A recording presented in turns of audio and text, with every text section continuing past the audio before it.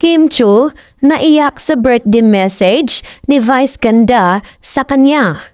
Hindi mapigilan ni Kim Chiu ang emosyon na matapos ibahagi ni Vong Navarro, Ann Curtis at Vice Ganda ang kanilang mensahe sa kanya. Ani ni Vong, palagi siyang naroroon at susuporta kay Kim, lalo at noong panahong lugmok siya ay hindi siya nito iniwan. Masaya naman si Ann na mayroon siyang bagong sister sa katauhan ni Kim, at bukod kay ate Lakan ni Kim ay palagi din daw siyang naroon bilang kanyang ate Ann. Inihayag naman ni Vice ang kanyang pagmamahal kay Kim at palagi daw itong ipaparamdam sa kanya dahil kamahal-mahal siya. Sa pagdiriwang ng kaarawan niya, hindi mapigilan ni Kim Chiu ang kanyang nararamdaman. Matapos ibahagi ni Vong Navarro, Ann Curtis at Vice Ganda ang kanilang mga personal na mensahe para sa kanya. Mahal na mahal kita, hanggat kaya ko, ipaparamdam ko sa iyo yon. Gusto kong maramdaman mo na minahal ka kasi masarap pa sa pakiramdam yun eh.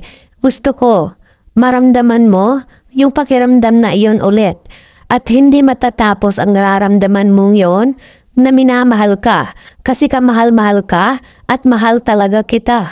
Sa kabuuan, ang mga emosyonal na pagpapahayag ng pagmamahal at suporta mula sa mga kaibigan at kasamahan ni Kim ay nagdulot ng mga luha sa kanyang mga mata na nagpapakita ng kahalagahan ng mga tunay na kaibigan sa kanyang buhay. Si Kim Chiu ay isang kilalang artista at personalidad sa industriya ng showbiz sa Pilipinas.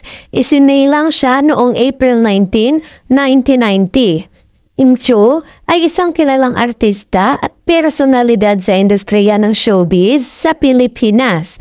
Isinilang siya noong April 19, 1990 sa Tacloban City of Leyte.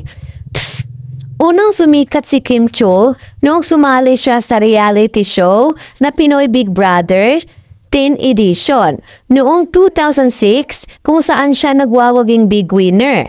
Matapos manalo sa PBB, naging bahagi siya ng Star Magic, ang talent management arm ng ABS-CBN.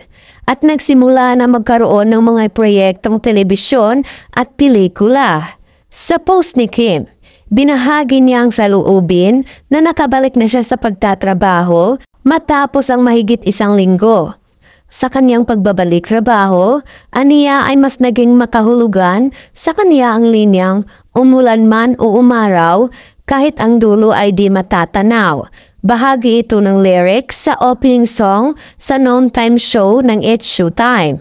Tuwang-tuwa si Kim na makatanggap ng mamahaling sapatos mula sa Diamond Star na si Maricel Soriano.